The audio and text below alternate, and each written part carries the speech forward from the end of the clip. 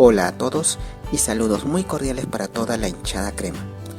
Este sábado, 15 de febrero, a las 7:30 de la noche, se va a llevar a cabo el partido entre Universitario de Deportes y Cienciano, correspondiente a la segunda fecha del torneo Apertura de la Liga 1 Te Apuesto 2025. El escenario será en el Estadio Monumental U Maratón, ubicado en el distrito limeño de Ate. Esperemos de que hagan un excelente partido jugando en calidad de locales. Así que mucha suerte y éxitos para todo el equipo crema y juntos podemos decir y dale U. Muchas gracias.